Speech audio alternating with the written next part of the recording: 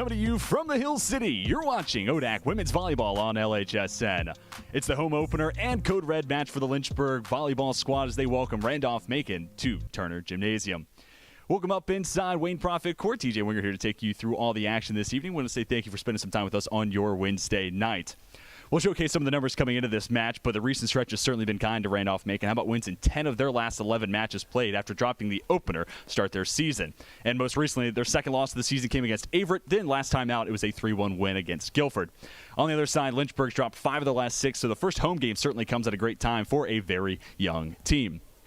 And we want to highlight just some of the names that you'll hear throughout this broadcast, starting with reigning first-team All-Conference honoree Grace Parker. You'll see her as a heavy fixture in the offensive work for Randolph-Macon. On the other side, Abby Leeper as that outside hitter. Going to take a lot of swings tonight. We'll see how that hit percentage fares for Lynchburg. And coming up with some defensive stops, Leslie Curry leads the way for the Yellow Jacks with 163 digs. And the freshman Cassie Blackmore holds the same honor with 285 digs so far this season for Lynchburg. So those are just some of the names to know. We'll highlight the starters when we come back. Don't go anywhere, though. You're watching Lynchburg and Randolph-Macon duke it out on LHSN.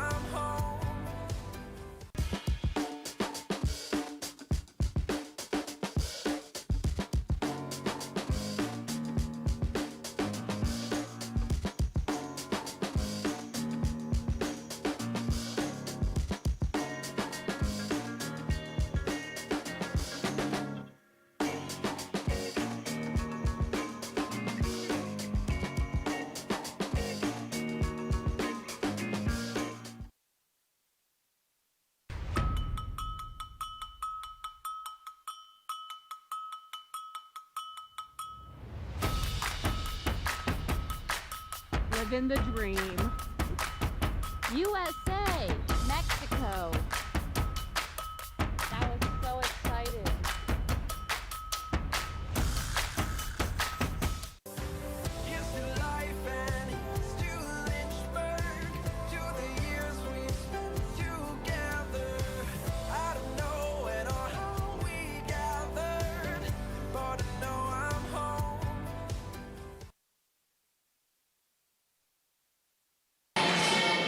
Welcome back down courtside here for the first time this year. We got volleyball on tap for tonight. It is Lynchburg versus Randolph-Macon. And what a nice feeling it is, to be honest, for these Lynchburg ladies to finally get to return home after playing their first 13 games of the season away from Turner Gymnasium.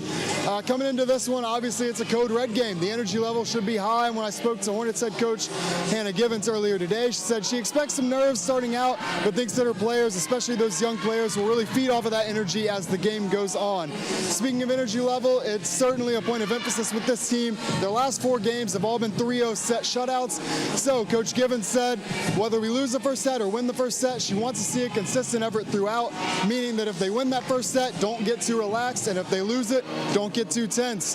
As for right now, let's go back up and get ready for the start of this game. Back to you, TJ.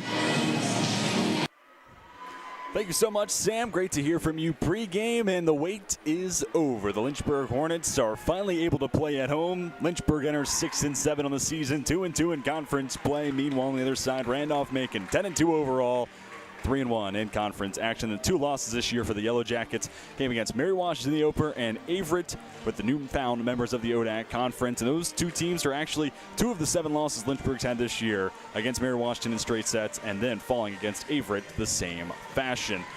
Hornets went 5-5 at home last season, and they trot out Cassie Blackmore, Abby Leeper, Morgan Clark, Maya Green, Princess Salafu, and Kaylee Keogh in the starting lineup. On the other side, Randolph-Macon, some other names to know. The sophomore from Tampa, Florida, Mia Zazzaro, Out on the hardwood now with the first serve. We'll see Jasmine Hansen have the honors for Randolph-Macon. And in the libero green, our player to watch, or one of the two for Randolph-Macon, Leslie Curry.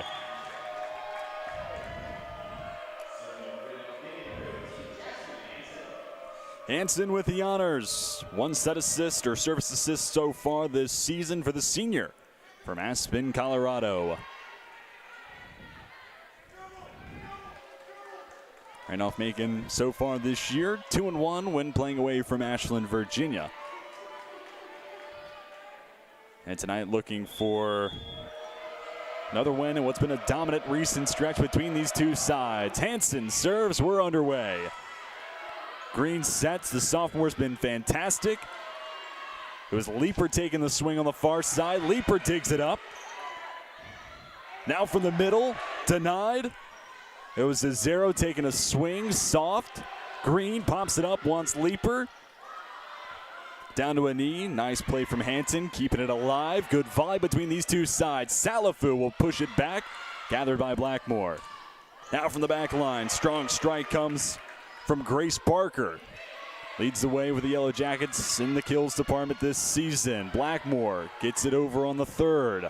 Green wants Leeper with the left. Collected by Hansen, set, taking the shot to Zero, denied once again, second time on this long opening volley. Green, Salafu once again leaves it. Wide right, but point will go to Lynchburg.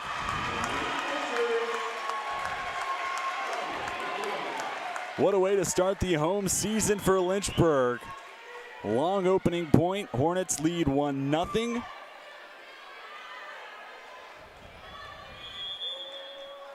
And it's Blackmore to serve now for third-year head coach Hannah Givens. Blackmore, 11 aces entering tonight's contest. Soft on the near side and laid in by Bailey Johnson. We're knotted up 1-1. Johnson's a junior from Chesapeake, Virginia. And as service back with Randolph-Macon. Service line now is Maddie DiCandio, sophomore from Virginia Beach. DiCandio finds Alexis Shaw. Leeper keeps it on the line. Abby Leeper, one of our players to watch, and for good reason. First team All-Conference selection in 2020, second teamer last year, and now has 179 kills on the season. Maya Green to serve. And reception error for DiCandio. It's now 3-1 Hornets, and Coach Givens, when she talked to Sam Graham pregame, noted the importance of the first set. Can Lynchburg turn this opening clash against the Yellow Jackets into some momentum? Whistle, and play will stop there, make it 4-1 Lynchburg. Certainly momentum on the side to start with the Hornets. Green again back to the line, 432 assists so far this year and 12 aces to go with it. Over on the third, comes off the hand of Cesaro, near side. Lynchburg able to get it back. Green wants Leeper, deflected. And a nice idea from Cesaro, trying to get it over on the second, but instead finds the net. On that near side, it was a strong strike coming from freshman Bree Spainhour. She was denied at the net. Lynchburg, valiant effort, kept the point alive, earned the point, and then a service error from Green. It's now 5-2 and a chance for Randolph-Macon to eat into their deficit. Cesaro at the line.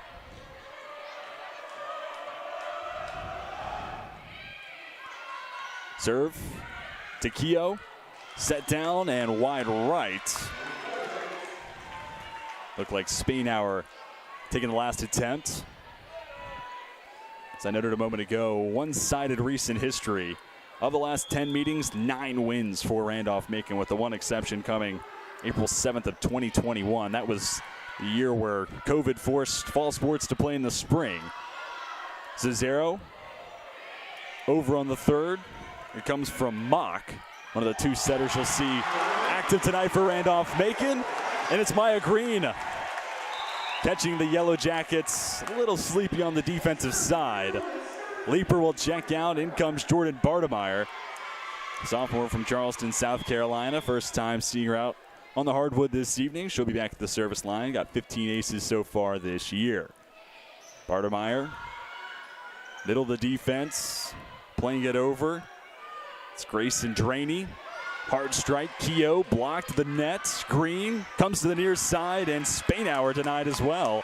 But it's tooled out of play, and it's now 7-3 Lynchburg. This is a Randolph-Macon team that has done a great job getting the block up, specifically there in the middle. Third in the conference in blocks per set, more than 1.5. Bartemeyer misses long. Two teams exchange points. Millie Mock back to the service line as checking in is Megan Bost, a junior from North Carolina. Mock with 222 assists so far this year. Caitlin Kaplan, the other name to keep her eye on at that setter spot, 165 assists. Near side, Parker wins the point for Randolph-Macon. Goes down as kill 186 on the season for the senior. And entering tonight's contest, third in attacks per set, first in kills per set. Mock to serve once again, finds Blackmore. Green, Keogh keeps it on that far side. Lynchburg tries once more, trying to set it up for Sophia Rucker. Blocked to the net, Keogh on the third, gets it across. Mock, a little bit of a missed timing between her and Draney. Draney started the approach, maybe a touch too soon, and it's now 8-5 Lynchburg. Rucker at the line, sophomore and a hometown native, Lynchburg, Virginia. Sends it back to Curry. And Lynchburg certainly riding the momentum. Hot start here in the first set, and Coach Givens told told Sam Graham, our sideline reporter, this first set will set the tone. And a lot of times when Lynchburg wins that first set, they're able to play relaxed and free from that point onward. After or on the other side, if Lynchburg drops that first set, you feel the tension throughout the rest of the match. And the Hornets have now doubled up the Yellow Jackets. It's 10-5. And this is how Lynchburg's going to play in the first set. Imagine they drop the shoulders and feeling loose and free the rest of this night. Rucker misses long.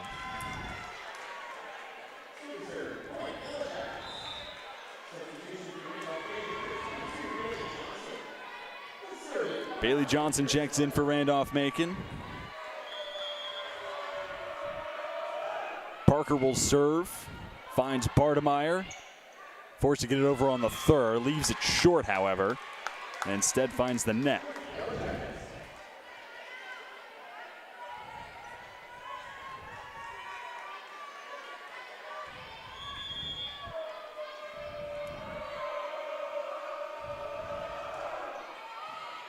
Sent to the 5, Bartemeyer's there. Spainhour denied. Sent down hard by Draney. Volley continues, the net wavers. And they'll say the Yellow Jackets are the guilty party. Checking in for Lynchburg now, Morgan Clark, freshman. 24 digs so far this year. Entering tonight's match. 11 matches played, 16 sets of action. 4-point advantage for Lynchburg. Sent to Curry, and into the net goes Caitlin Kaplan. And it really comes from Curry not being able to get a clean reception after the serve. So some miscues early on for what's been a very sound team all in all, but especially on the defensive side for 21st year head coach Bill Rogers. Bartemeyer, are you kidding me? Randolph-Macon's going to get the point, but wow, Jordan Bartemeyer, I don't know how you just did it. Punched it over the net on the third.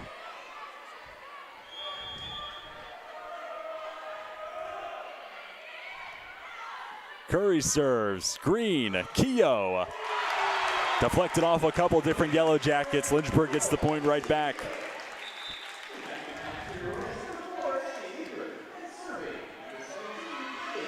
with rotations. Bartemeyer out, Leaper on. With Kaylee Keough back to serve. Johnson takes the strike on the near side. Keough digs it up. Leaper pushes it to the near side. There defensively is Parker. Johnson once more. Splits the difference between Keough and Blackmore. Well-placed strike from Johnson. Entered tonight's contest with 72 kills on the season.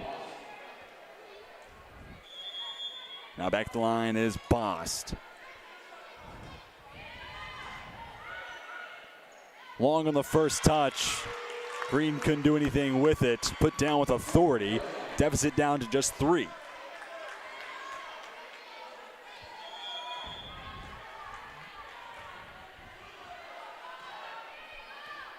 Head to the 5. Green has Blackmore able to play it over on the 3rd. Here comes Johnson on the near side, deflected hard off the forearms of Blackmore. Out of play it goes. Enter the night, Blackmore first in the conference in digs per set and total digs. She's become more and more tested as this first set's gone on. Green on the 2nd. Quickly finds Parker. Strong strike denied by Salafu. Johnson rolls it over. The slide. Salafu just misses. It'll look like our officials, the one on the near side said it got down. One on the far side with the better look at it. Notice it missed wide left. Bost will serve once more. Green for Leaper, trying to end the run for Randolph-Macon, and does just that. Salafu out, Rucker on in her place. And we'll see Blackmore at the service line once again. 11 aces entering tonight's contest. 14-12 Lynchburg. Jumped out to as big a lead as 4 here in this first set. Now lead by 3 once again. It's an ace for Blackmore.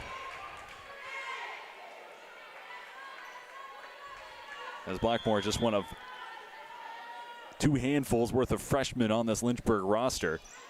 Blackmore leaves it wide, misses on the near side. Service error will lead to Bailey Johnson checking out, and with the honors serving for Randolph-Macon, it'll be Deacon Dio. 16 aces so far this year for the sophomore. Keough, Green, now it's Leaper. Looking near side once again, and they'll say it missed wide right, just out. Right idea for Leaper. Nonetheless, Randolph-Macon now a point away from tying us up for the first time since very early stages tonight's play. Clark, Green, Rucker takes the hit. There is Curry. Parker lets it fly, and we're knotted up 15-all.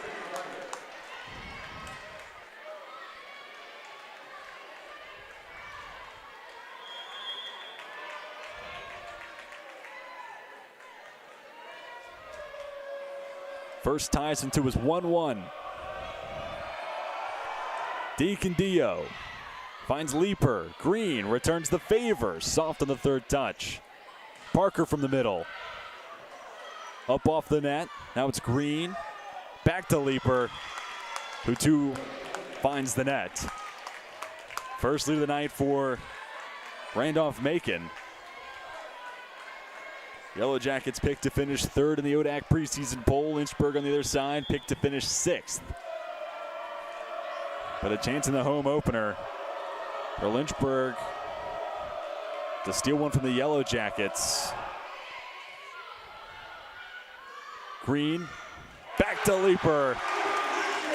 16-all in the opening set. And to talk about the amount of success Randolph-Macon has had, we'll talk about this more as this match progresses, but last year, RMC loses in the semifinals, and it was the first time that Randolph-Macon hadn't made it to the ODAC championship game since 2014. And in that season, who'd they lose to in the semis? Lynchburg, funny enough. 17-16 Hornets.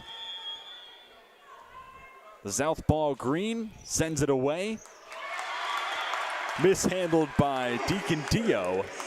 Lead grows back to 2 for Coach Givens and company.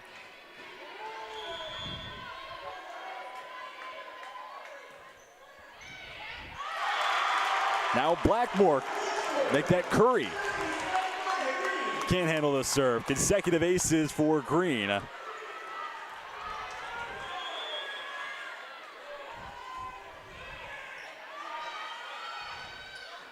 Setting up Parker.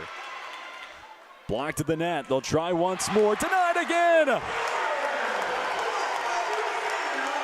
Bree Spainhour.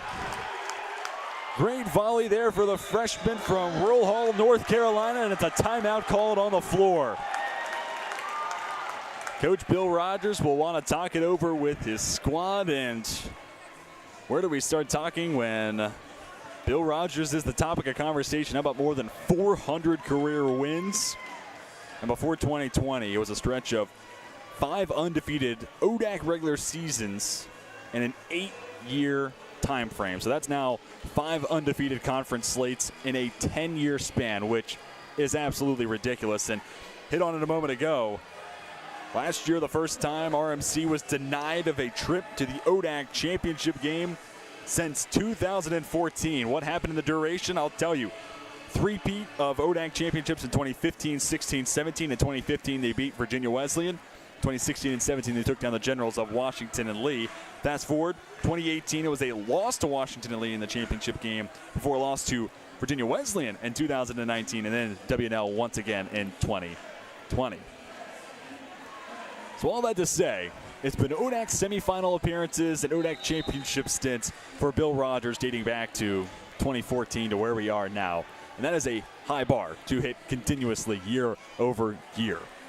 And he's looking to get his squad back into the mix. Again, picked to finish 3rd in the ODAC preseason poll, trailing just reigning conference champs WNL as well as Virginia Wesleyan, who took on the Generals in that title match. Out of the timeout, it'll be Green to serve. It's been consecutive aces for the sophomore. She finds Curry. On the 3rd, it's a 0. Blocked to the net. Now from the near side, Parker tools the block and gets the points for the Yellow Jackets. Back to a 3-point deficit. The largest lead here in this first set for Lynchburg was 5. Have been a handful of times, 8-3, as well as 16-11. Cesaro to Keogh. Leaper, big swing to the near side. That's where her preference has been here in the first set. Taking a page out of Leaper's playbook is Grace Parker. We noted those 2 outside hitters at the start of the broadcast, and for good reason.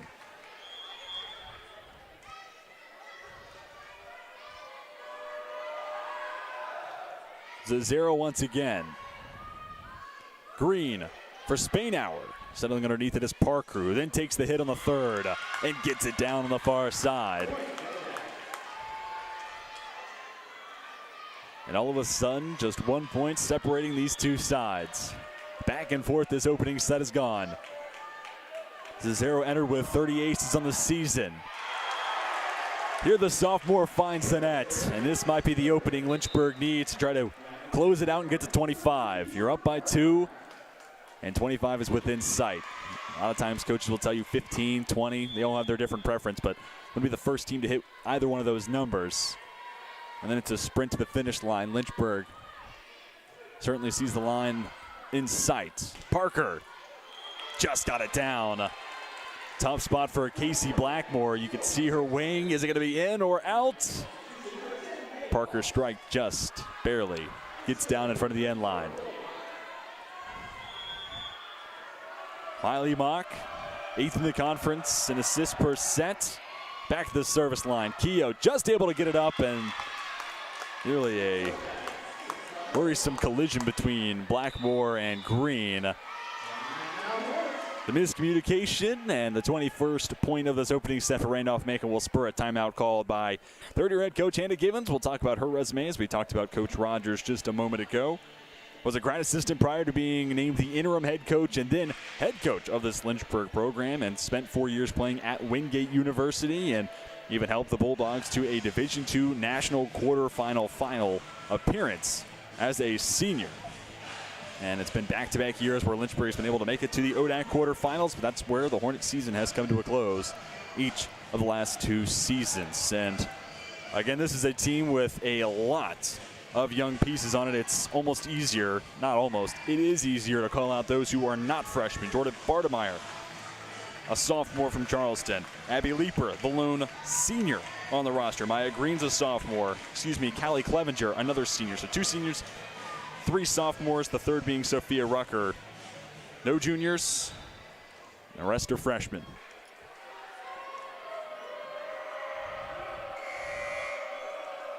I think in a match like that, like tonight, having a young squad really only helps your chances, as they won't back down against anybody. Mock serves. Rucker over on the third. Parker. Dug up by Bartemeyer. Mock sets. Letting it fly with the left hand. Megan Bost. A big point. It's the Yellow Jackets out in front, 22-21, looking to storm back and claim the opening set of play.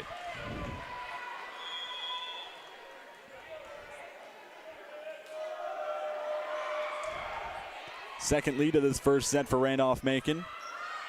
They were ahead 16-15. That lead didn't last long.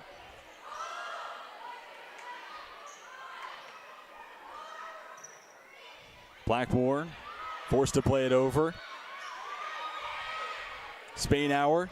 Now Green pushes the near side corner, laying out and getting there is Curry. Great effort showed by the other number 2, Blackmore, but her effort ultimately sends it into the stands. Now a 2-point advantage for Randolph-Macon.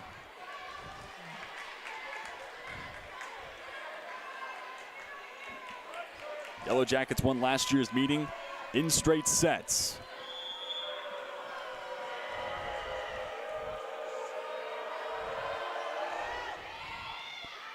Mock to Blackmore. Green for Spainhour. Mock with great hustle to try to keep it alive for Randolph-Macon, but all for naught.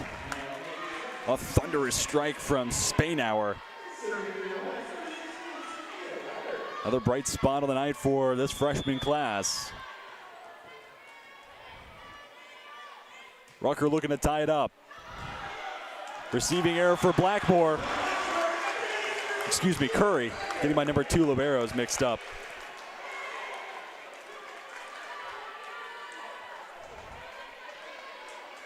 Knotted up 23-all.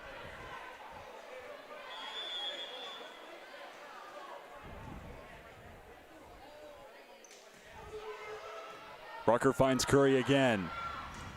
Parker with the attempt and another kill.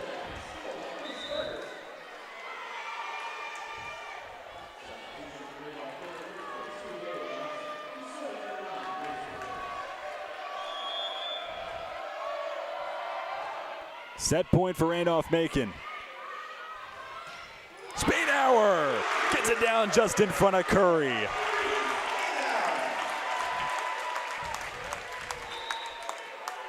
Morgan Clark will check back out onto the hardwood, and she'll have the honors of the service line. Got to win by 2. Got a team get hot at the service line. Clark. It'll be Johnson, leaving it just wide right.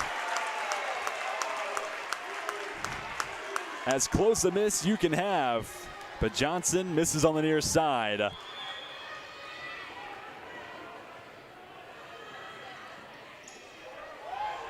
Parker. Salafu looking to close out set number 1. Deflected off of a couple different Hornets, and then out of play it goes. 25-all now.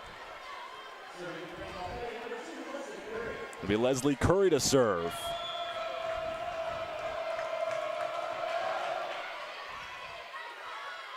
She finds the other libero, Blackmore.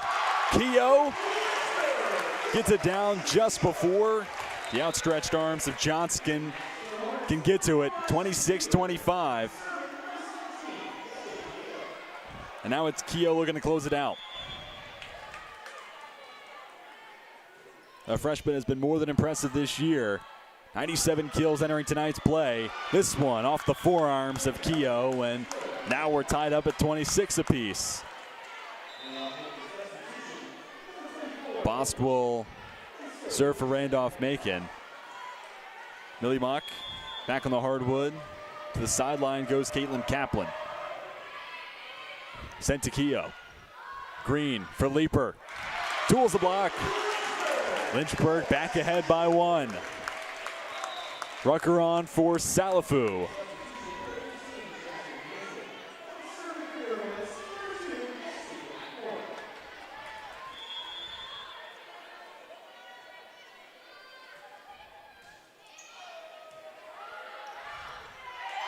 Rucker denies Mock initially. Randolph-Macon keeps it alive. Green. Leeper misses long. Leeper with a look towards lead official saying, oh, but it was tipped. Not seen by any of our 3 referees this evening. So now we're tied up 27 apiece.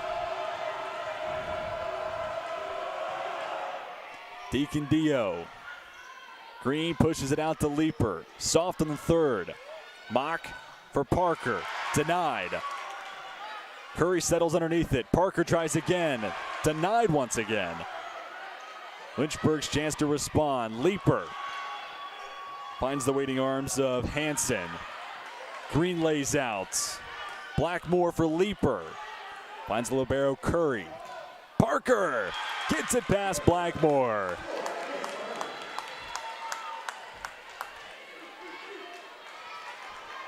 Both teams have been on the cusp of closing our opening set. Can Randolph-Macon get the job done?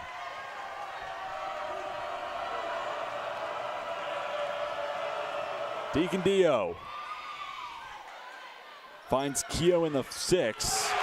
Hit down. Leeper will get the kill. Unable to come up with it was Deacon Dio. And again, Leeper trying to attack on this near side.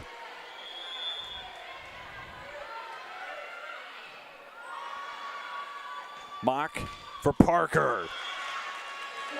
Parker too living on this near sideline. 29-28. If it hasn't been evident yet, this first set's important to both these teams.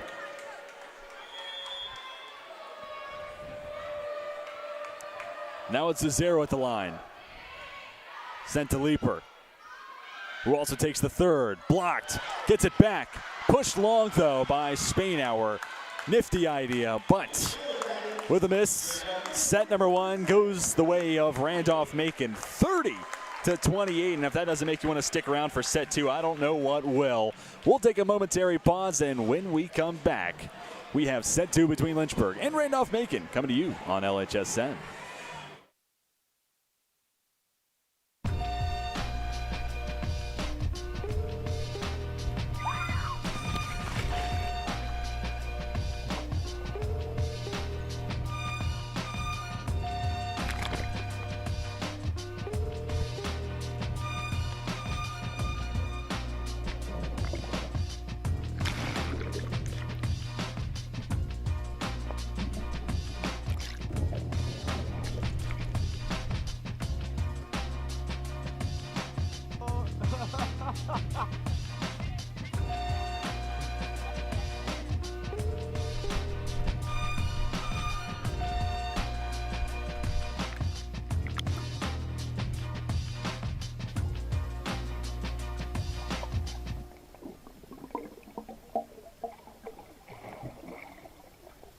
The biggest thing that I've taken from Westover is probably my interactions with faculty. I started working with Dr. Fryer. He's always available for help, and he makes sure that I get to do the experiments and not just be there while he does them.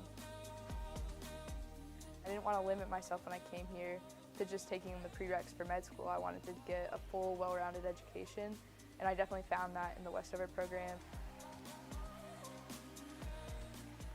It's given me the opportunity to keep playing soccer at a competitive level, but also it's given me the ability to be a student and to pursue other activities such as EMS.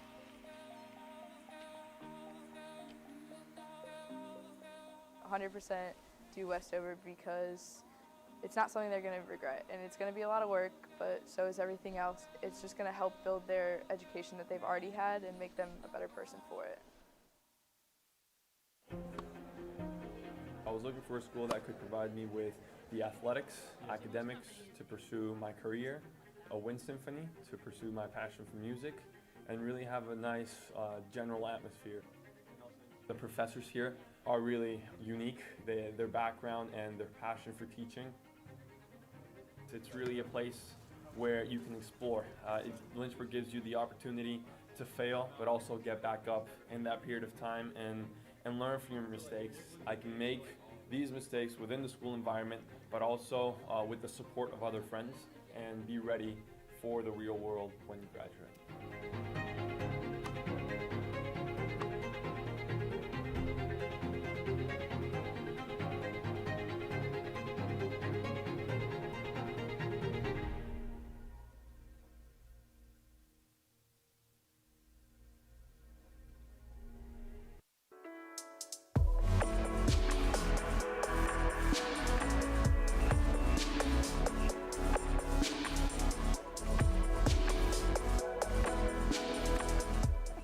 Today's a rough day. Jess and I are officially on a break. The couple canoe has broken up.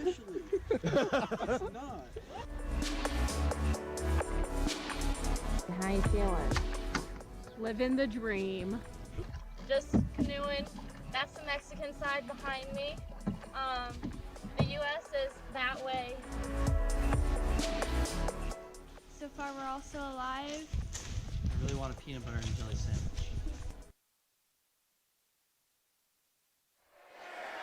Welcome back to Wayne Profit Court, getting set for, well, set number 2 between Lynchburg and Randolph-Macon. The end of set number 1, a 30-28 victory for Randolph-Macon. And here are some of the stats through that first set. And at one point, Randolph-Macon, that hit percentage was down in and around 6%. So it's certainly climbed up. Both teams with 46 total attacks, 16 kills for Randolph-Macon, 14 for Lynchburg. Also through that first set, 5 aces for the Hornets, 2 for the Yellow Jackets. We'll see if that trend carries into set number 2. Lynchburg will have the opening honors. Kaylee Keough gets set 2 underway, finds Grace Parker. Mock, back to Parker. With a laser getting it past Blackmore. Yellow Jackets strike first, and back to the line now as Deacon Dio. Certainly active in that first set, couple of assists. Well as at least 1 error and 1 kill as well. Deacon Dio missing long on the serve. And it goes right back to the hands of Lynchburg, specific Cassie Blackmore. 1 ace in the first set for Blackmore, along with 2 digs. The libero finds a 0. Takes the hit on the third. Gobbled up by Blackmore. Sophia Rucker from the middle makes it 2-1 Lynchburg. Rucker, one of just 3 sophomores, but that rotation between Salafu and Rucker has certainly impressed so far this year.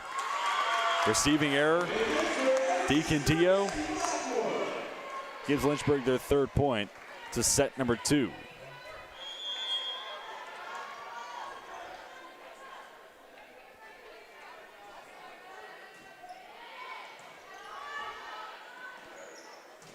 Parker from the far side.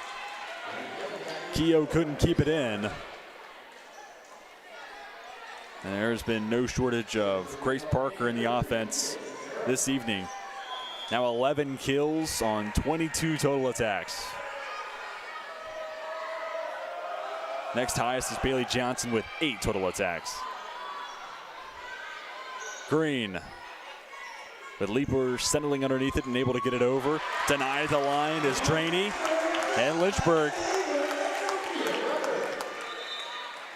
Now up 4-2, but we saw in that first set, a lead as wide as 5 for the Hornets proved to be unsafe. And a back and forth battle in that opening set that ultimately made it all the way to 30-28. Perfectly placed serve. Green gets the ace.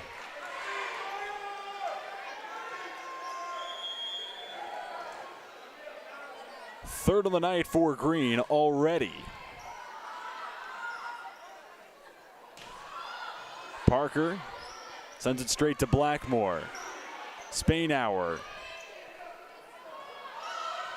Now Parker tries once again. Green pushes near side. Leaper misses wide on the near sideline. Another one of those tough plays to judge. Deacon Dio, give her credit, made the right assessment on this occasion. Watched it miss, close, but a miss nonetheless. It's 5-3 Lynchburg. Mock at the service line. 14 aces entering today's match. Sent to the 6. On the slide, Rucker. Couldn't get it over initially. A couple different bodies hit the deck, but nothing doing for Lynchburg. Chance for Randolph-Macon to tie us up.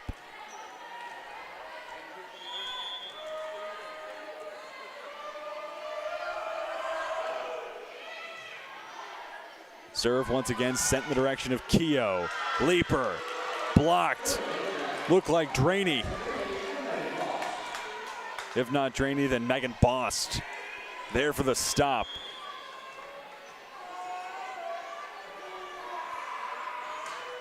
Randolph-Macon looking to make it 10 wins in the last 11 meetings between these two teams. Rucker thinks otherwise.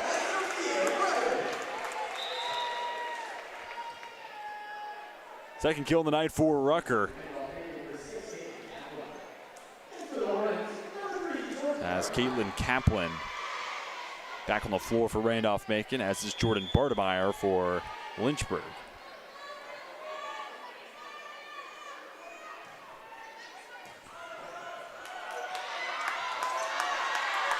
Great hustle from Curry, but she couldn't handle the serve initially and ultimately misses wide on the third hit. Can't totally see it from where I'm standing, but that serve from Bartemeyer must have had some mean knuckle on it, as Curry's been on it all night long. That one, for some reason, misjudged it here. Sprawls out to her left. Able to get it over on the third as Bost. The flag goes up. Missing long is the Yellow Jackets, or are the Yellow Jackets. 3-point lead for Lynchburg. Bartemeyer back to the line.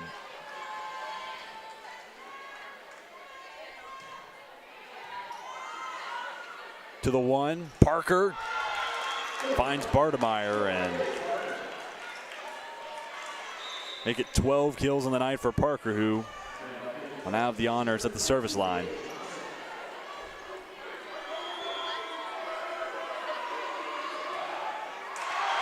Off the top of the net. Lynchburg gets the point right back, but what we've seen from Parker this evening, every time she's gotten a set in stride, whether it's from Kaplan or Mock,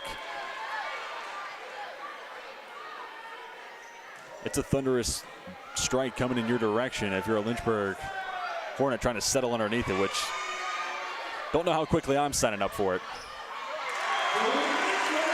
Yellow Jackets unable to get it over. Lead grows to 4.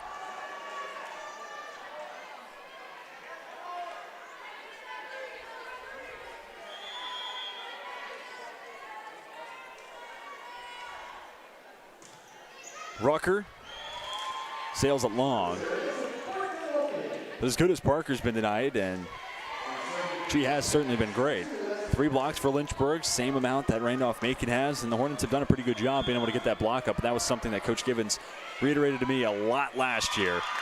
Soft serve from Curry. Lands it just in front of the outstretched arms of Blackmore.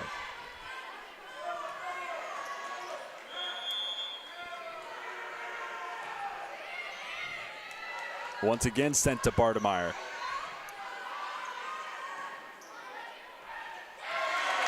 Miss hit by Bost.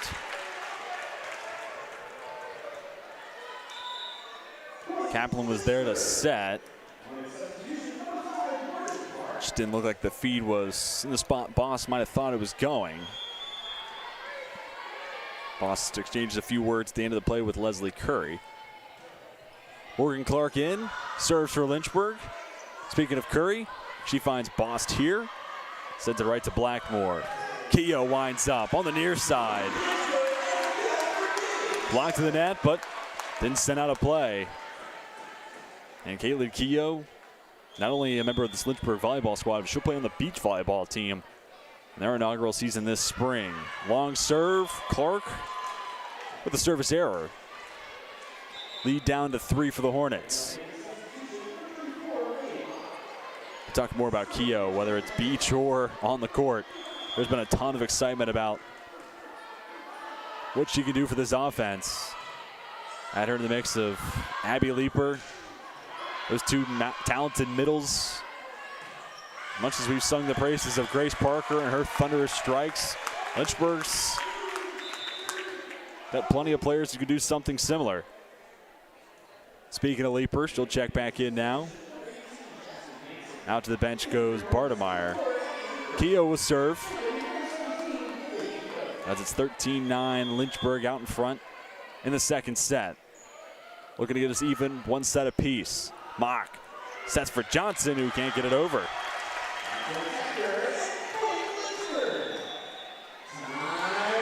And a timeout called by Coach Bill Rogers. That was one of the moments, though, in the first set that really spurred the turnaround for the Yellow Jackets, and as you would expect with a coach with 21 years worth of experience and north of 400 wins. So we'll see if that has a similar effect here in the second set.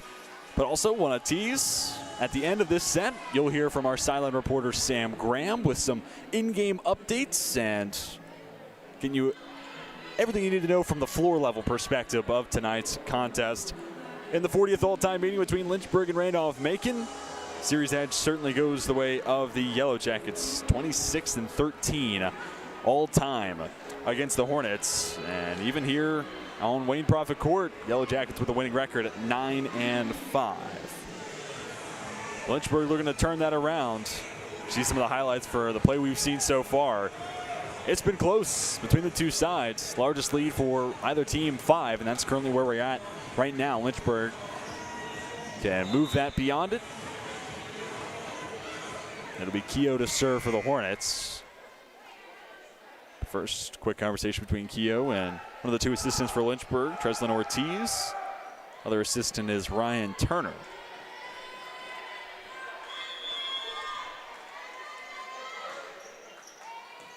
Keogh to the 5.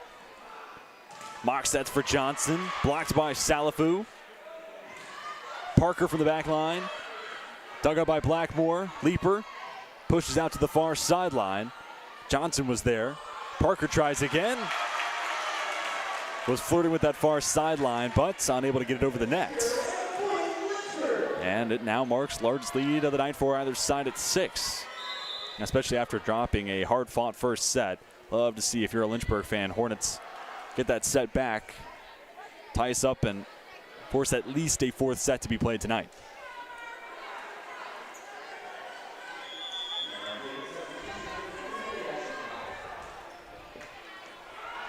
Keogh finds Parker. Johnson winds up. And it's deflected off of Maya Green and out of play.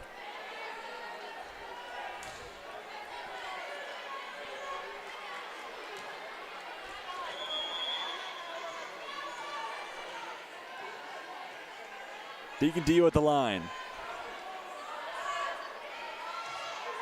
Sophomore finds Clark.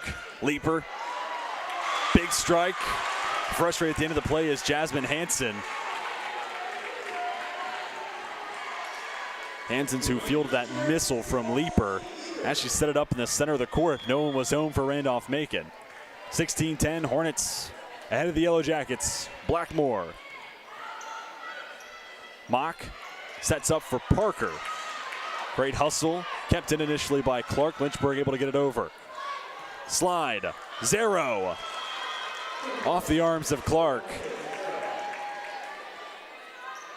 But nonetheless, despite Randolph-Macon getting that point, you hear the communication for Lynchburg, which for a young team, that is a great sign to see that the communication and chemistry is starting to gel together Off the top of the net, fortunate roll for Zero. And it'll go down as the first ace of the night for Mia Zero.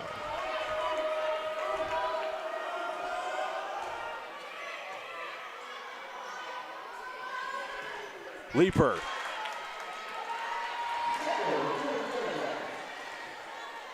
The senior took the strike, but whistles will award the point to Randolph-Macon. 3-point differential. To Zero, to Clark. Green sets up Rucker.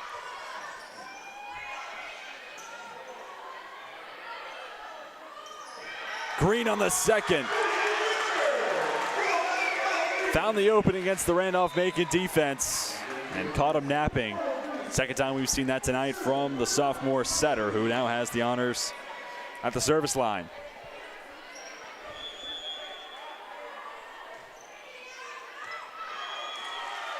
Serve misses long, certainly close. But now it's 17-14.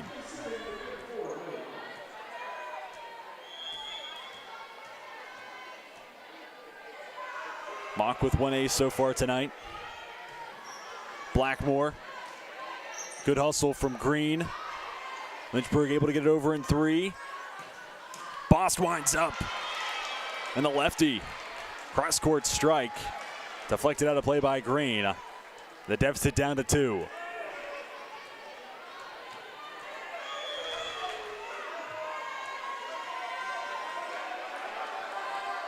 It was the mid-set come from behind, winning that opening set for Randolph-Macon.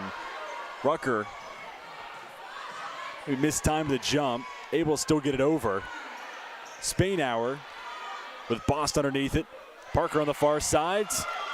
Perfect touch. Gets it down up and over the initial block.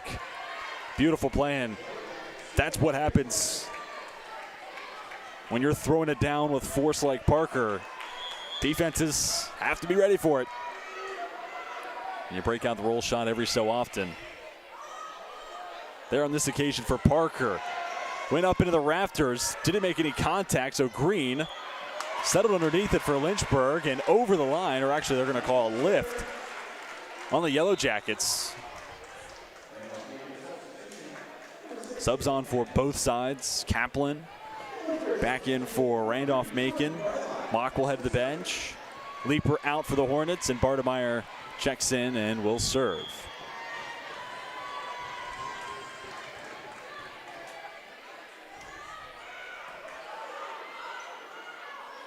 Parker finds Bartemeyer. And then Maya Green able to keep it alive for Lynchburg. Bost rejected by the net. And now you go back, it may have been a little bit awkward initially how it found Bartemeyer. Came up on her quick, but nonetheless, her ability to keep that ball in play. Very massive. Ultimately, it leads to a point on the board for Lynchburg, who leads by 3. Kaplan for Parker. Bartemeyer could not keep this one in.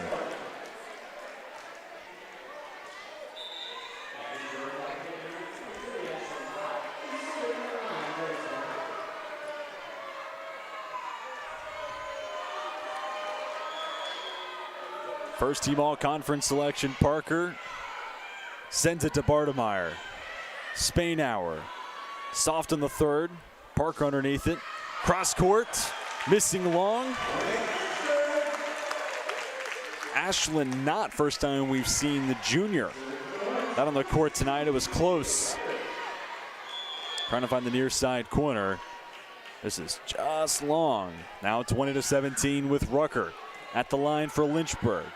Sent to Curry. Bost finds the waiting Salafu, who couldn't send it back over the net. Zero checks on for Draney. Curry to serve again. Bartemeyer. Green, now it's Keogh. Taking the third, it's Bost. Off the forearm of Blackmore. 1 point differential now.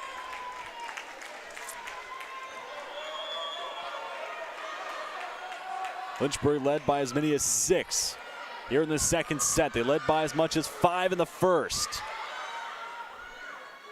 Kaplan wanted not, once again pushes it long, this time flirted with the far side post.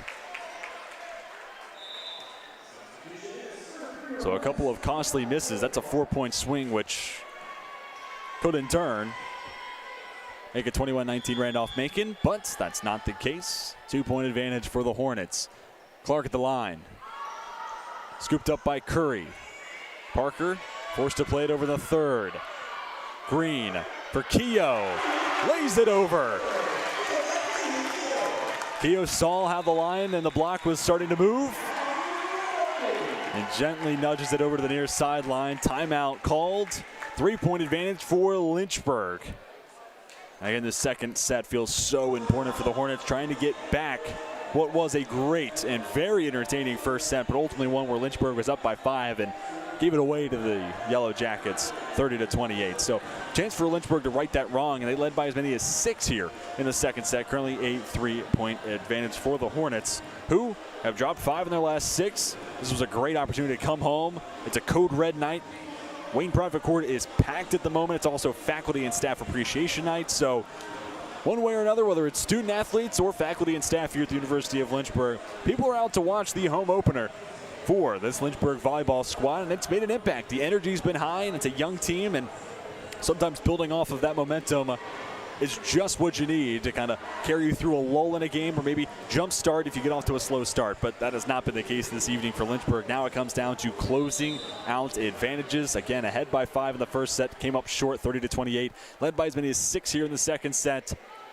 And out of the timeout, 3 points away from making it 1 set all.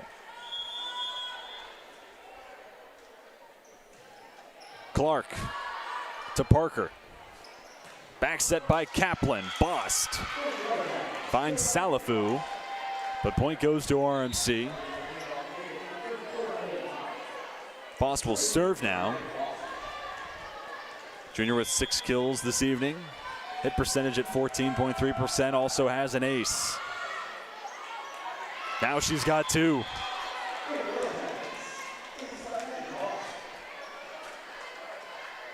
And these stoppages and plays, 3 timeouts of the 4 we've seen so far have really spurred a nice wave of momentum for Randolph-Macon. Serve goes to Clark. Keogh takes the rip, gets it down. Perfectly placed near side, not too far, keeps it in on the back line. Textbook for Kaylee Keogh. Randolph-Macon with a sub. Jasmine Hansen back onto the floor, checking in for Bost. Keogh will serve now. Parker able to push it over on the third. She also got the dig. Hansen backs up the play. Sending it over on the second was Mock. Leaper finds Knott, who gets the serve, or excuse me, the set coming from Mock, and Knott has missed long a couple of occasions here in the second set. Finds the center of the hardwood this occasion. Chance to tie it up for Randolph-Macon. At the line is Sticandio.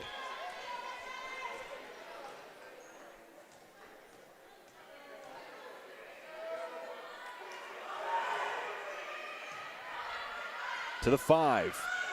Leaper has the 24th point of set number 2 for Lynchburg. Hornets looking to close it down and tie us up 1 set apiece.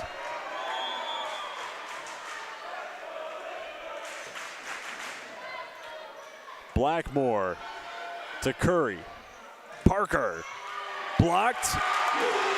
Kept alive for a moment by Deacon Dio, but nothing builds after for the Yellow Jackets. 25-22. Lynchburg takes set 2 and ties us up 1 set for both sides.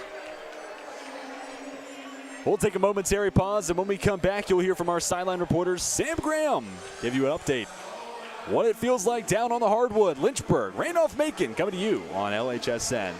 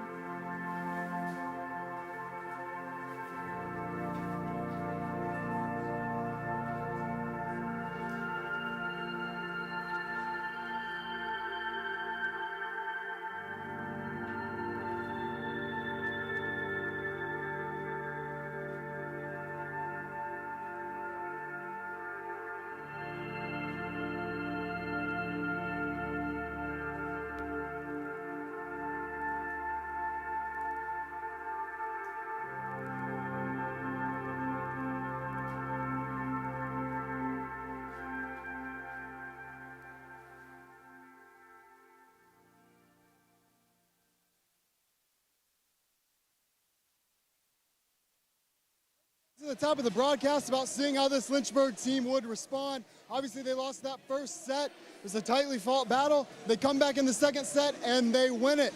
That's thanks in large part to the energy here in this building. And if you want to take a quick walk with me and see this student section.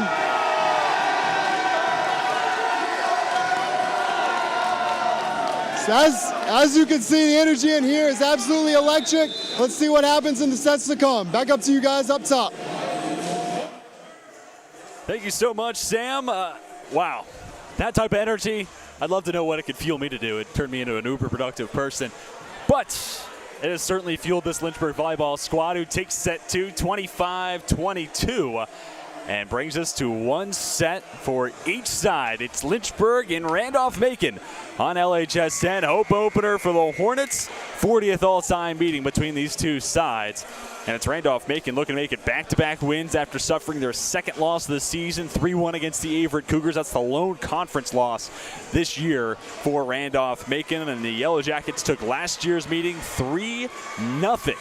Lynchburg already besting that effort this evening. And can they carry that second set momentum moving forward? And even in the first set, said this a couple times now, led by as many as 5. So I'm curious to see what the start of this third set looks like for Randolph-Macon. Players back out onto the hardwood. So we get set for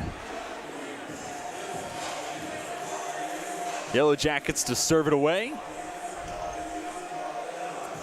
Jasmine Hansen.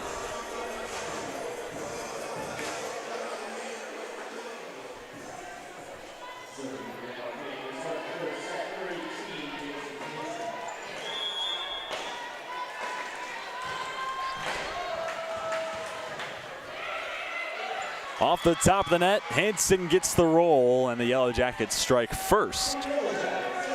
And updating you on where some of the stats lie in this contest. Hit percentage at 12.2% for Randolph-Macon, 16.7% for Lynchburg.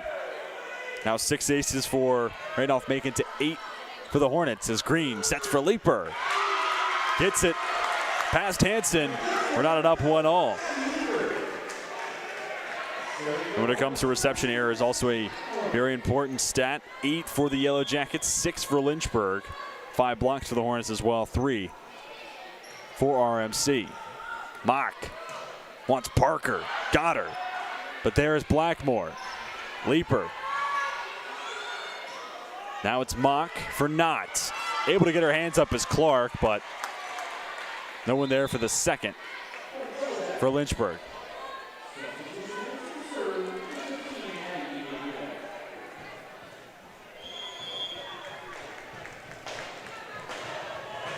DeCandio sends it away for Randolph-Macon. Green had success playing it over on the second. Not as much success this time around, and ultimately the point earned by the Yellow Jackets. It's now 3-1.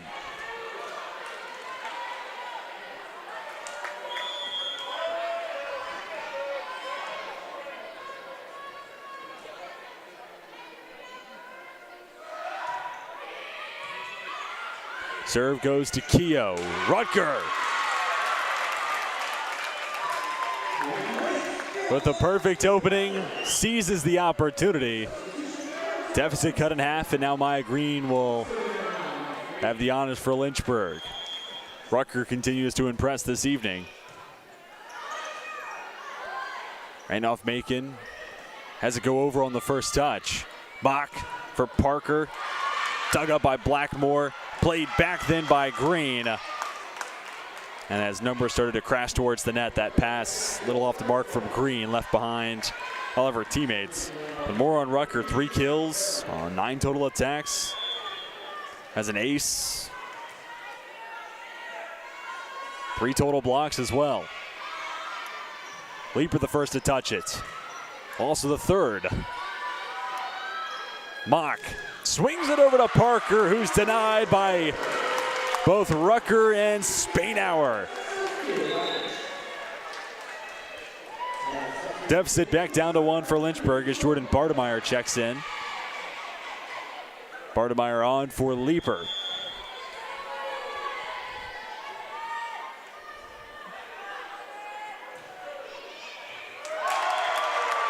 Serve sent straight to Deacon Dio. Receiving error.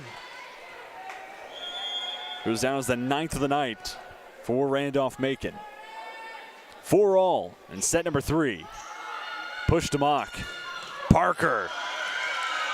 Thunderous strike. Stays in on the near sideline.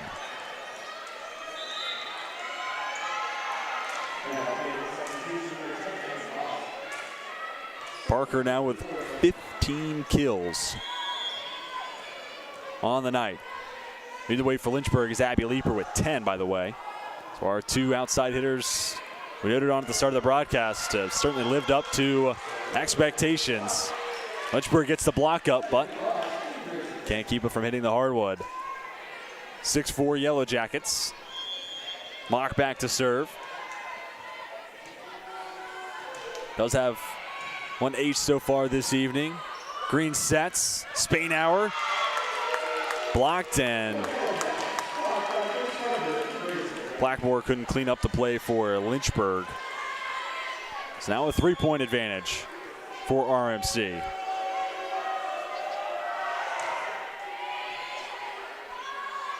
Green pushes out. Keogh.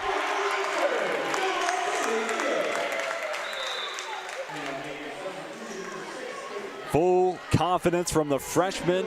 Winds it up. Slams it down hard.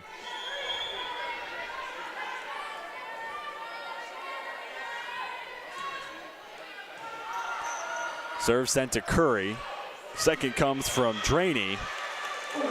Randolph-Macon back up by 3. Which that 3-point advantage ties their largest lead at any set and at any point in this match. Obviously, 1 by 2 in the first set. The 3-point advantage, the most we've seen. Yellow Jackets stretch it out. And that will continue to be the trend, at least for a little bit longer. Lynchburg has Morgan Clark check in, and Clark led to the service line.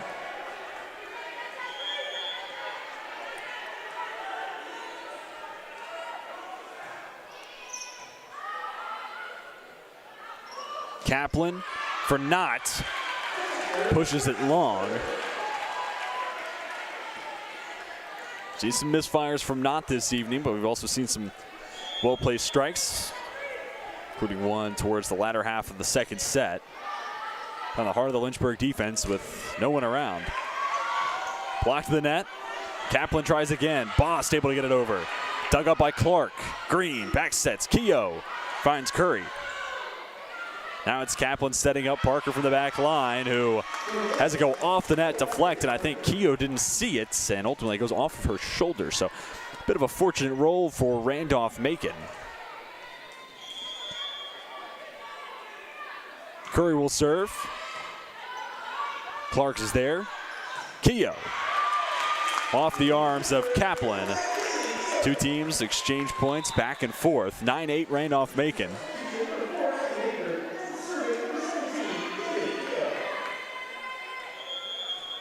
Abby Leeper returns to the court.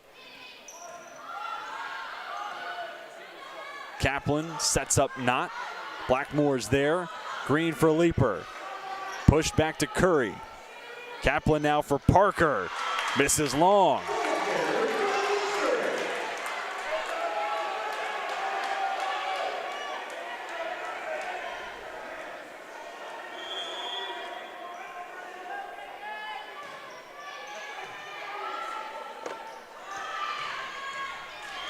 Hit hard from the far side. Bust. Split the difference between the 6 and the 1.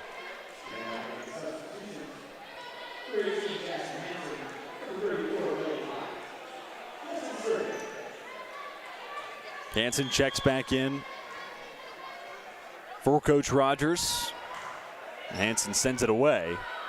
Straight to Blackmore. Green with the slide coming from Salafu. There is Hansen. Laying out Mock. Over on the third from Curry. Green, Leeper, misses wide.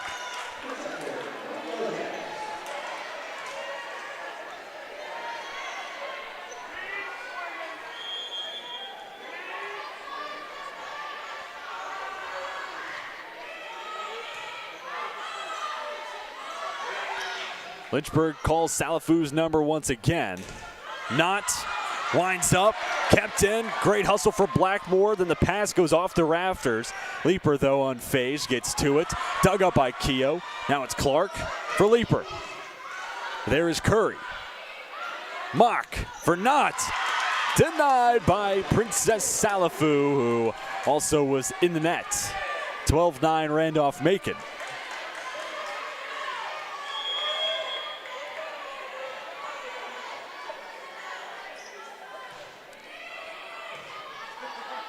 Serve once again goes to the 6th, and then it's Green calling on the number of Salafu.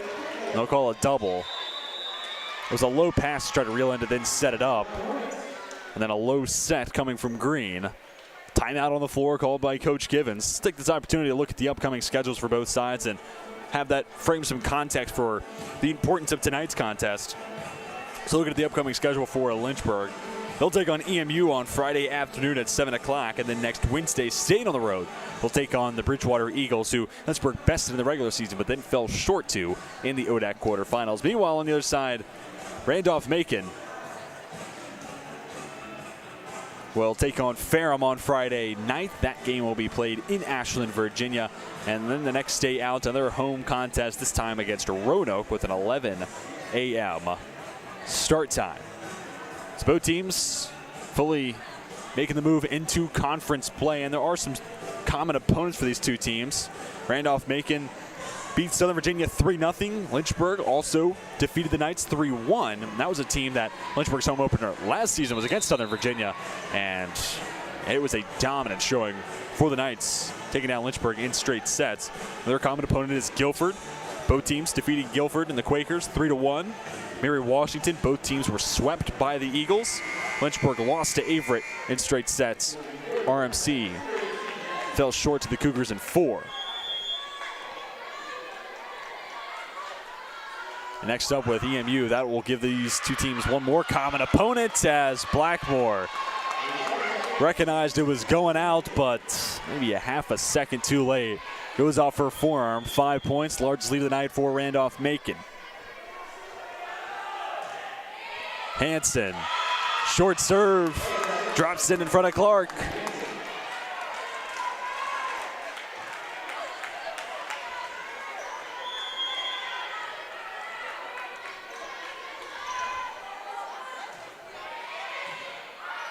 This time the serve goes to Leaper, who will take the hit. Blocked by Mock, who has to lay out, finds Knott. Blackmore couldn't field it cleanly. Nice run put together here by Randolph-Macon. At one point, it was 9-9. 7-0 run for the Yellow Jackets.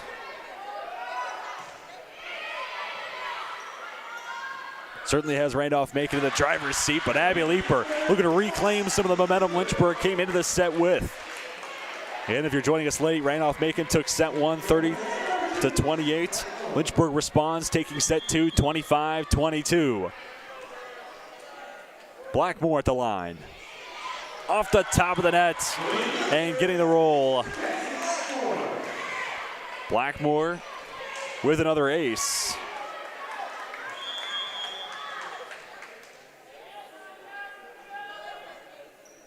All in all, her second on the evening. Knott takes the first hack. She'll try once more. Blocked again by Sophia Rucker, accompanied by Maya Green. Lynchburg, that right side wall has done wonders and certainly giving headaches to Knott at this current moment. Lynchburg trails by 4. Mock to Parker, leaves it wide left. And it'll be a timeout called by Coach Bill Rogers. These timeouts have bared good fruit on the evening for Randolph-Macon, however. There was a timeout midway through the first set that really spurred the come-from-behind win in that opening set for the Yellow Jackets. And even in the second set, won by Lynchburg, but 2 timeouts taken by Coach Rogers. And both times coming out of that timeout, felt like Randolph-Macon was put back on the tracks, but then ultimately, give credit to Lynchburg, they won the second set outright. And that was certainly an impressive showing here. The Hornets trail by 3 against the preseason pick to finish 3rd in the ODAC preseason poll.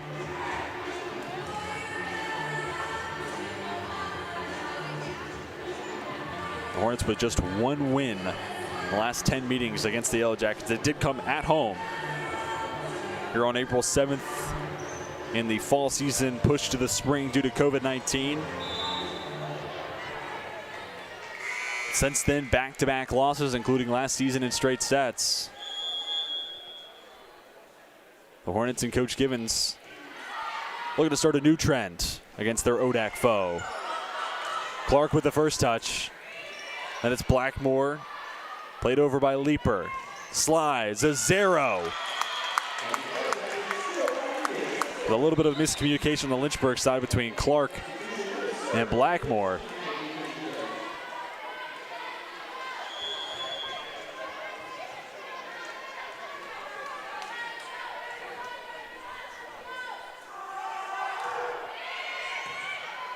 Deacon Dio serves for Randolph-Macon. Leeper finds Curry down on 2 knees. Parker takes the 3rd.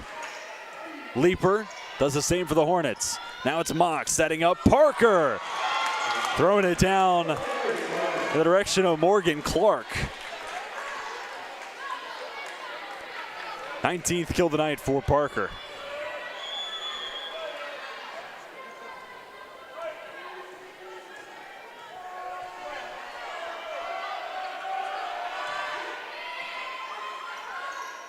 Serve goes straight to Leeper. Curry lays out. Mock sets up Parker. Deja vu. Senior wins the point for the Yellow Jackets, and now a timeout called by Coach Givens. And again, coming out of those timeouts called by Coach Rogers, feels like Randolph-Macon has left the huddle more than energized. You see that play immediately translate. Lead grows up to 6, and Lynchburg's hoping for something similar here as Coach Givens talks it over with her squad. Again, we're talking about a very young team.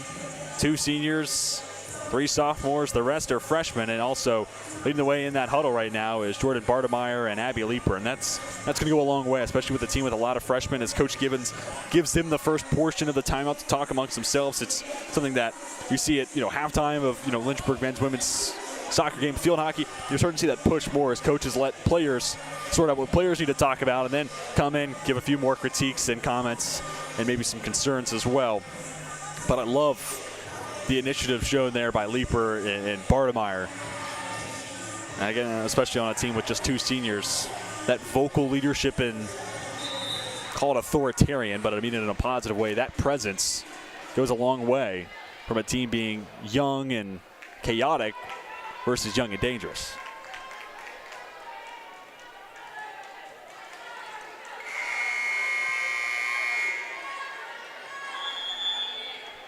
Out of the timeout, it'll be Deacon Deo to set it away. Slide for Rucker. Hansen digs it up. Parker finds Blackmore, who can't keep it in. And Grace Parker has started to take over set number 3.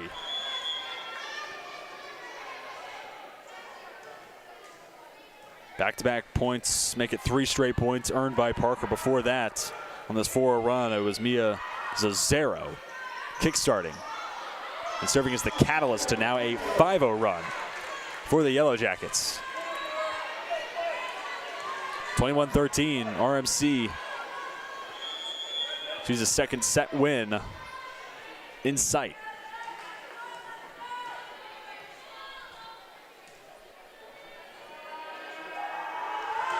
Deacon Dio, straight to Leeper. Gets the set coming from Green. Hansen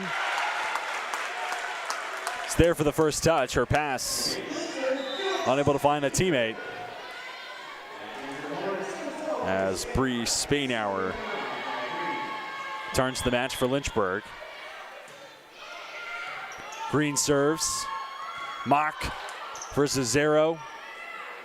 Now it's Mock for Parker. Stop me if you've heard it before. Parker wins it for Randolph-Macon, and that connection between Mock and Parker. You're talking about a Randolph-Macon team that graduated its all-conference setter a season ago and have two freshmen. They're orchestrating the offense, and if you didn't know, you wouldn't have been able to tell with how they played this evening.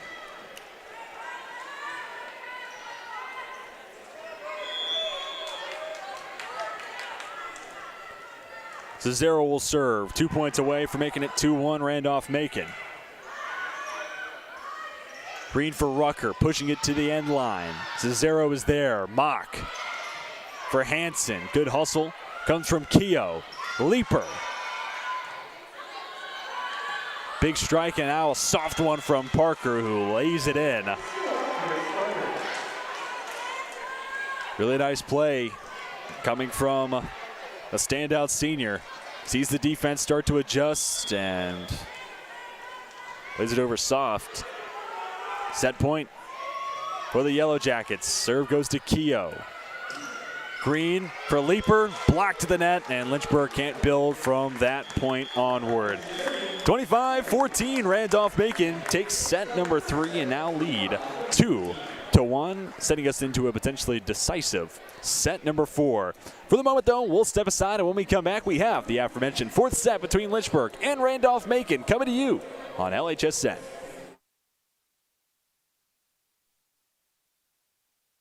The biggest thing that I've taken from Westover is probably my interactions with faculty. I started working with Dr. Fryer. He's always available for help, and he makes sure that I get to do the experiments and not just be there while he does them. I didn't want to limit myself when I came here to just taking the prereqs for med school. I wanted to get a full, well-rounded education, and I definitely found that in the Westover program. It's given me the opportunity to keep playing soccer at a competitive level, but also it's given me the ability to be a student and to pursue other activities such as EMS.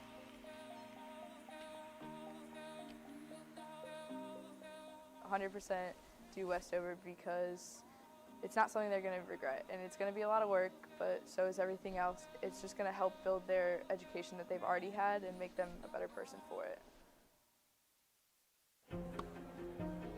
I was looking for a school that could provide me with the athletics, academics to pursue my career, a wind symphony to pursue my passion for music, and really have a nice general atmosphere.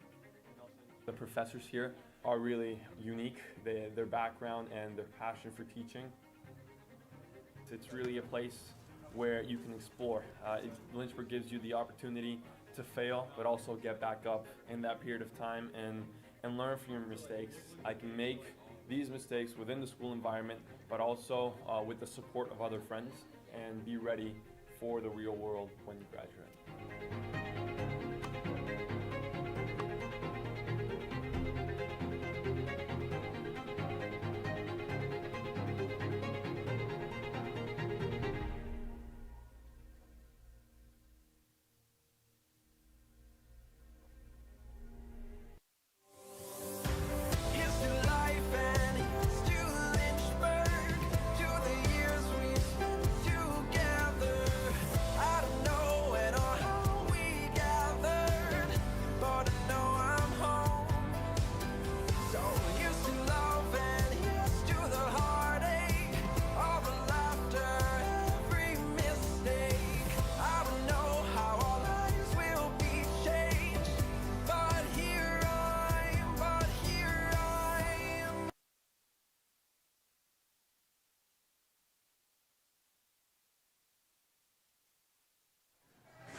Welcome back inside Turner Gymnasium, getting set for the 4th set of play between the Yellow Jackets of Randolph-Macon College and Lynchburg Hornets. Set 3 goes the way of RMC, 25-14. Showcase some of the numbers to where we are this point in the match. Both teams really have been impressive, and I know it's started to get away from Lynchburg. Ends up being, 11-point difference there in set 3, but both teams really have impressed, and that hit percentage is starting to take a dip a little bit for Lynchburg, but nonetheless, the aces have been in play. Blocks at an even mark, and also reception errors more on the side of Randolph-Macon, which is an encouraging sign for Coach Givens and the Hornets. So certainly some numbers to hang your hat on if you're a Lynchburg team looking to keep your hopes alive. Tonight they'll need a win in set 4. And it'll be Lynchburg with the honors, getting us started in the fourth set. Green will serve. Also want to make note, Lynchburg volleyball team, not the only team in action around campus this evening, as Mock down to a knee, sends it back to Parker. Now it's Green pushing it near side. Keogh keeps it in and even finds the official for good measure. Lynchburg strikes first. To finish that point, it's Lynchburg men's soccer taking on Shenandoah this evening. We'll provide some updates once we have them. Serve goes to Curry. Mock finds not in stride and then misses long, or so it appeared. They'll say blocked the net. So it's 1-1. The sub on for Randolph-Macon. Knott goes to the bench. On to serve is Deacon Dio.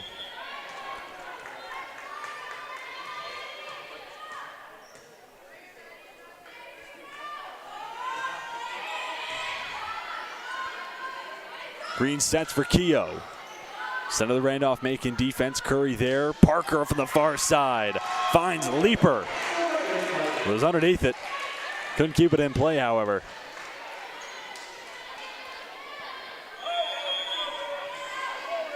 Grace Parker up to 23 kills tonight. Next highest for Randolph-Macon is Megan Bost with 8.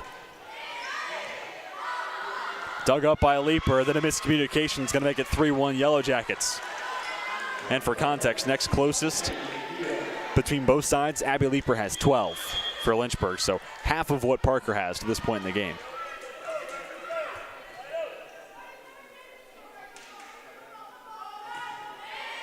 Deacon Dio serves once again. Rucker from the middle. Dug up by Hansen. Parker again. Cross-court strike. And it's now 4-1 Randolph-Macon.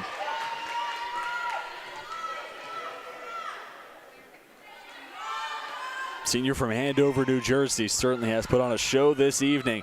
Lynchburg looking to reclaim some memento. Keogh, the big strike of her own. Then defensively, Keogh the first and third to touch.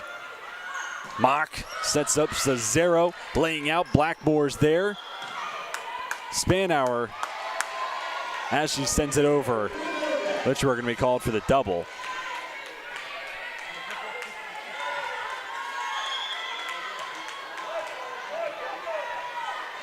And for those wondering, the 24 kills tonight is a season high for Parker.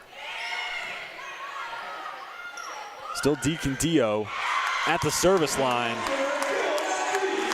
Until it comes to a close, Lynchburg hits their second point of the set. Now a chance for the Hornets to go on a run of their own.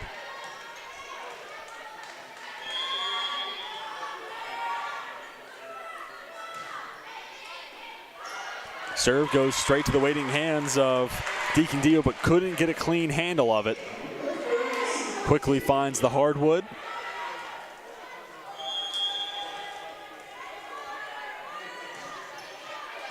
Keogh serves it over once more. Mock with great touch for Parker. Yellow Jackets have doubled up the Hornets in set 4. It's now 6-3.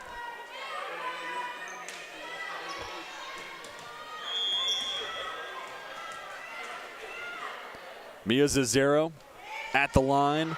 Line drive serve. Green, back set. Another point for Bree Spanauer.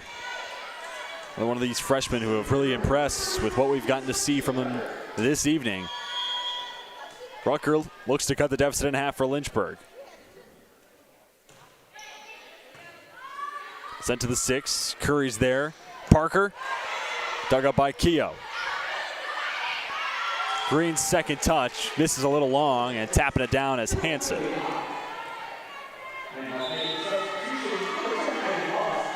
Megan Boss returns to the court for Coach Rogers and the Yellow Jackets.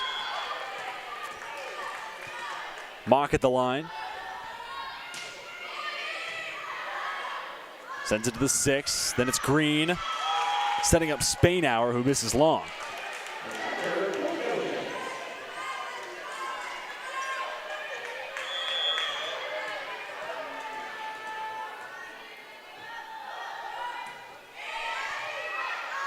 Again, the serve goes to Keogh. Laying out Green. Now Salafu pushes it over on the third, and they'll call the middle for the double.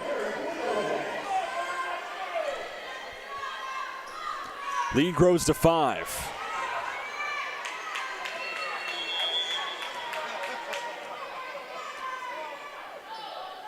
Mock has 30 assists to lead the way tonight for the Yellow Jackets. Salafu misses long. That'll be Mock heading back the line. Has 1 ace so far. First, a timeout called by Coach Givens, looking to have her group settle down. Trailing by 4 with their backs against the wall. And I noted this in the first set. Again, with your back against the wall and a spot here in this game where nothing you can lose. A young team is a scary one to face, so I'd love to be a fly on the wall listening to this conversation between players in the Randolph-Macon huddle and then Coach Bill Rogers once he gets into the mix.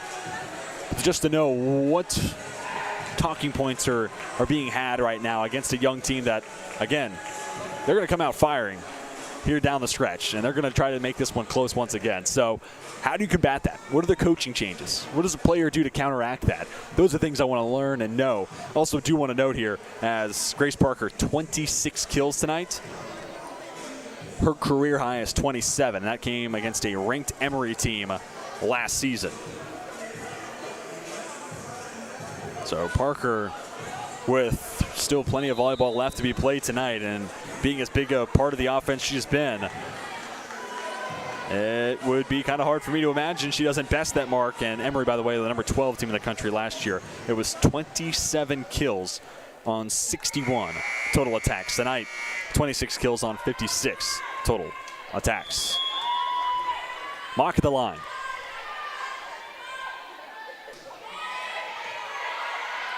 Again, the serve to Keogh. Leaper blocked. Keogh there to start it up again for the Hornets. Back set. Spainhour denied. Salafu with the second. Green up high. Just in front of the net. Mock. Parker.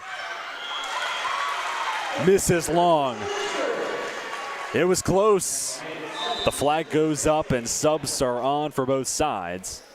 Mock will head to the bench. Kaplan, the other center, checks on.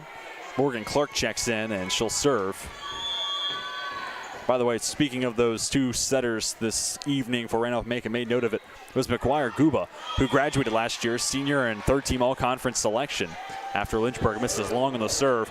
So to have two freshmen in Caitlin Kaplan and Millie Mock, who 30-plus assists tonight, both have looked really comfortable running the offense. And when you have a player like Parker, that's the one part of the sequence and the chain that you really want to see be clean. You don't want to think about it if you're a coach. I have an all-star, all-conference, potential player of the year type of candidate in Grace Parker. I just need to make sure the ball is getting sent to her in a clean fashion. That's what Kaplan and Mock have done this evening. Speaking of Parker, she's at the line to serve and misses long.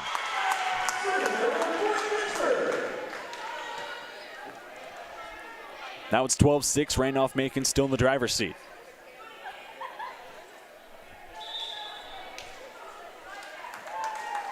Bartemeyer subs on for the Hornets.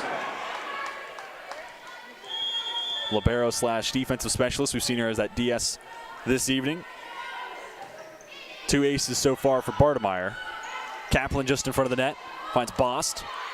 Gets it over in the third. There's Clark. Keogh takes the third for Lynchburg. Laying out. Curry. Not. Lets it fly. Dug up by Blackmore. The volley continues. Not tries again. Denied by Salafu. Kaplan. Jump set. Bust. Through the hands of Green.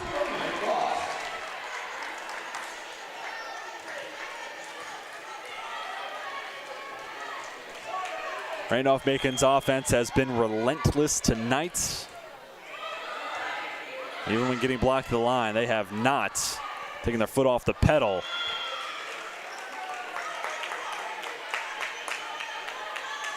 A little bit of a quagmire there at the net. Jackets win the point. Yellow Jackets, that is, win the point. Lead grows to 8 before Curry finds the net.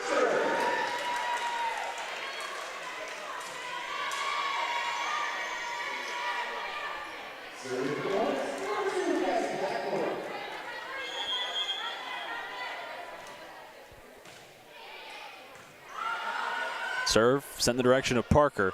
Bost punches it over. Laying out is Clark, about a step away from being able to dig it up.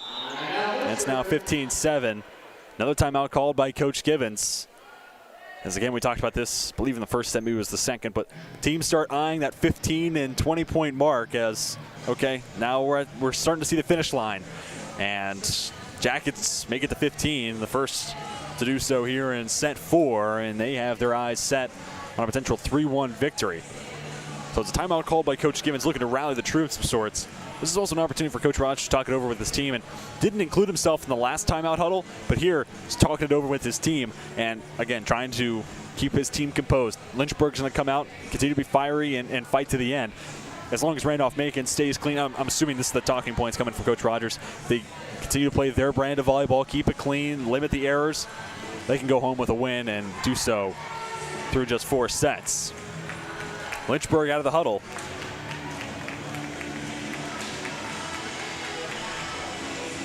Looking to spark a late rally and keep their hopes tonight alive by forcing a potential 5th set.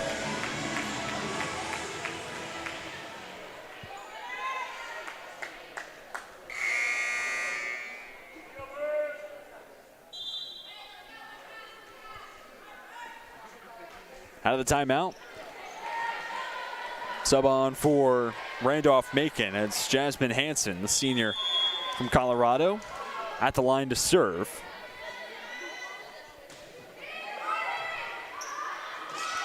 Sent short, Bartemeyer the first to it, but no second touch for the Hornets. Hansen with 3 aces on the night.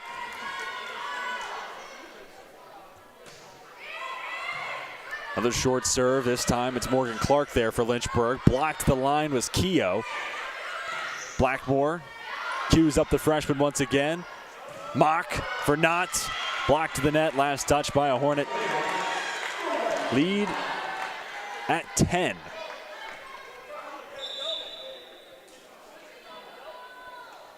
And a sub on for Lynchburg. Clark to the sideline, and on for the Hornets is Abby Barlow, and also a sub on for Randolph-Macon. Former Lynchburg Hornet Nicole Bryce stands in the middle of the formation for the Yellow Jackets. Sophomore from North Chesterfield, Virginia. Watches this one go out of play off the hands of one of her teammates. Deficit back down to single digits. It'll be Green to serve. More on Bryce, sophomore. Now has 5 matches, 12 sets played in.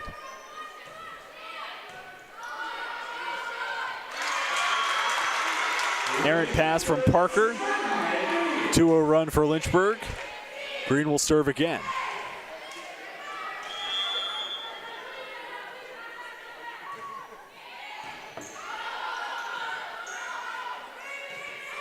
Curry takes the third. Finds Bartemeyer. Now it's Keogh. Parker. Mock sets up Knott, and left long by the junior.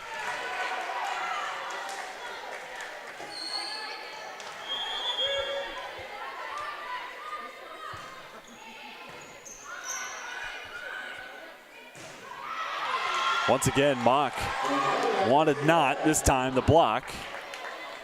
Won't stay in. Subs on for both sides. It's now 18-10 Randolph-Macon. Final note for Nicole Bryce. Last year as a freshman, in that middle blocker spot for Coach Givens. 21 matches, 73 sets. Hit percentage, 17.5%, 90 kills, 52 digs, 13 aces, and 76 total blocks. Transfers over to Randolph-Macon.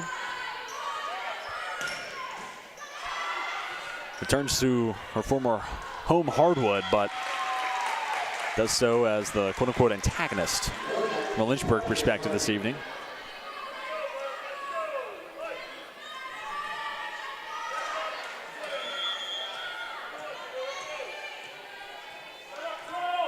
Deacon Dio serves to Keogh. Couldn't handle a serve sent it towards the net. Yellow Jackets 5 points away from closing this one out.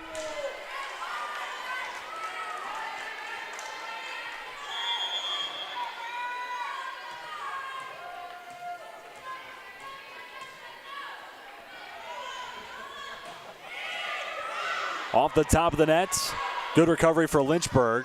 Able to get it over in 3. Mock, Parker, another kill for the senior. And that is the 28th of the night. It's a new career high for Grace Parker. 28 kills on 59 total attacks. What a night we got to watch, and what a performance we saw from the senior. Rucker gets the point back for Lynchburg. Leeper will check back in. Out goes Bartemeyer.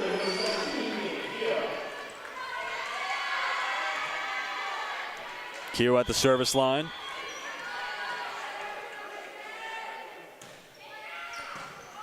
One ace so far tonight, no errors. But it's Randolph-Macon coming away with their 22nd point of set number 4. And now Nicole Bryce will serve against some former teammates in her former team.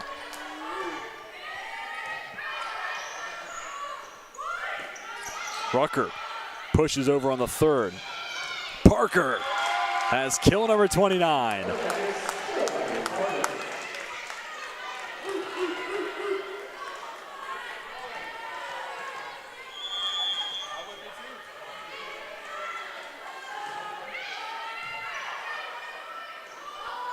Green wants Leeper. Hansen the first to it. Over on the 3rd. Played over by Draney. Parker. Then it was Hansen, played over by Bryce. Missing long is Spainhour. And now it's match point with Bryce looking to close it down.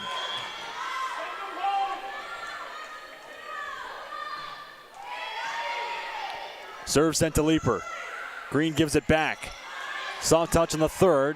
Yellow Jackets played back over. Lynchburg forced to rebuild. Bryce off of her forearms and out of play it goes. Leeper will get the point for Lynchburg.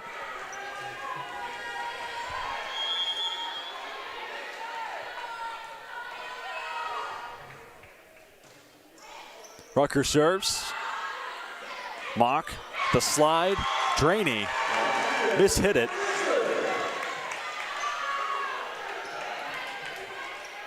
First one of the night where